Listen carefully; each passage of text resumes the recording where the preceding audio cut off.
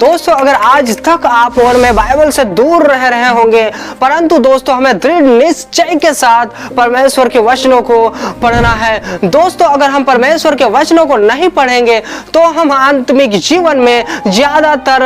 टिक नहीं पाएंगे, क्योंकि दोस्तों हमारा यह मलयुद्ध मांस और लहू से नहीं है। इसीलिए दोस्तों हमें परमेश्वर के वचनों को पढ़ना है एक दृढ़ निश्चय के साथ। दोस्तों परमेश्वर के वचनों को हमारे जीवन में एक भाग बना लेना है कि उसके बिना हम रह ना पाए। दोस्तों जब भी आप परमेश्वर के वचनों को पढ़ने का प्रयास करोगे, जैसे कि कई भाई बहनों की समस्या रहती है, तब दोस्तों शैतान यह संभव प्रयास करेगा कि आप और मैं परमेश्वर के वचनों को नहीं पढ़े। परंतु दोस्तों आपको और मुझे प्रार्थना के साथ हमें यह सोचकर परमेश्वर के वचनों को जरूर पढ़ना है कि अगर मैं परमेश्वर के वचनों को नहीं पढ़ूंगा तो आने वाले समय में हमारी आत्मिक स्थिति को शैतान बर्बाद कर सकता है। और परमेश्वर का वचन ही है कि जिसके माध्यम से मैं और आप परमेश्वर में बहुत ही मजबूत रह सकते हैं। दोस्तों आप और मैं जब भी परमेश्वर के वचनों को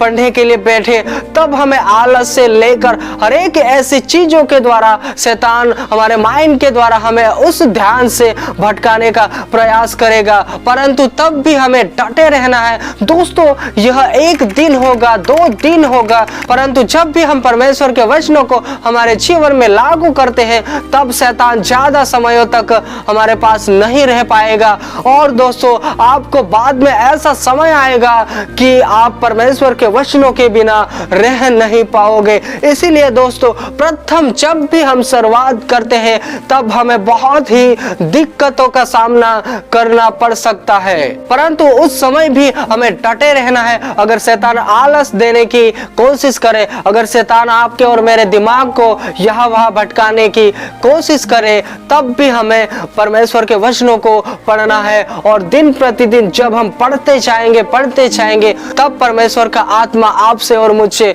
अजायब रीति से बातें करता है और आप और मैं परमेश्वर के वचनों के बिना नहीं रह पाएंगे। दोस्तों यह हर एक व्यक्तियों के साथ, चाहे कोई पुराना मसीही व्यक्ति क्यों ना हो, उसके साथ भी ऐसी समस्या होती है दोस्तों कि एक दिन अगर वह परमेश्वर के वचनों को ना पढ़े, 2 दिन अगर परमेश्वर के वचनों को ना पढ़े, तब दोस्तों अगर वह बाद में परमेश्वर के वचनों को पढ़ने के लिए बैठेगा, तब उसका माइंड पहले तो कार्यरत नहीं होगा। वह व्यक्ति पढ़ता जाता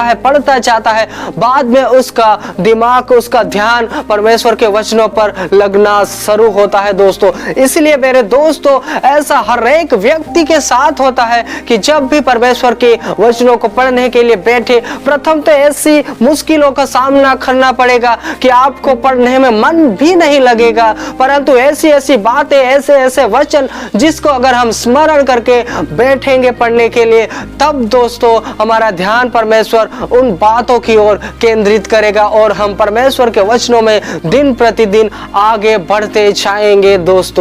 दोस्तों इस मैसेज को सुनने वाले हर एक व्यक्ति से मैं यही रिक्वेस्ट करता हूँ, चाहे हम हमारे परिवार में हो, चाहे कलीसिया में हो, चाहे हम दोस्तों के साथ बातें करते हो, तब एक बात की ओर जरूर आप ध्यान केंद्रित करवाएगा। चाहे आप कलीसिया को चला रहे हो, चाहे आप परिवार में हो, तब दोस्तों हमें परमेश्वर के वचनों को पढ़ने के लिए उन तमाम व्यक्तियों को प्रोत्साहन देना जरूर है, क्योंकि दोस्तों आप और मैं जो भी सिखाएंगे वह सीमित तक उसके माइंड में रहेगा या कुछ बातें कुछ समयों तक रहेगी, परंतु वह व्यक्ति अगर परमेश्वर के वचनों को पढ़ेगा, तब दोस्तों उसे वह हर एक वचन ज्यादातर पवित्र आत्मा स्मरण दिलाता रहेगा। इसलिए दोस्तों हर एक व्यक्ति को यह सलाह जरूर दे कि हम परमेश्वर के वचनों को जितना भी हो सके ज्यादा से ज्यादा पढ़े, क्योंकि ऐसा करने से ही हम सफल हो सकते हैं और प्रभाव रहित नहीं, परंतु हमारा हर एक काम प्रभाव सहित होगा। मेरे दोस्तों अगर आप इस चैनल पर नए हो तो सब्सक्राइब जरूर कीजिएगा, क्योंकि इस चैनल पर ऐसे ही बाइबल के वचनों के आधारित मैसेज आते रहते हैं। और दोस्तों हम बाइबल के वचनों का महत्व आने वाले मैसेज में भी बहुत ही अद्भुत रीति से वचनों के आधारित बातें करेंगे। दोस्तों सबको जय मसीह की।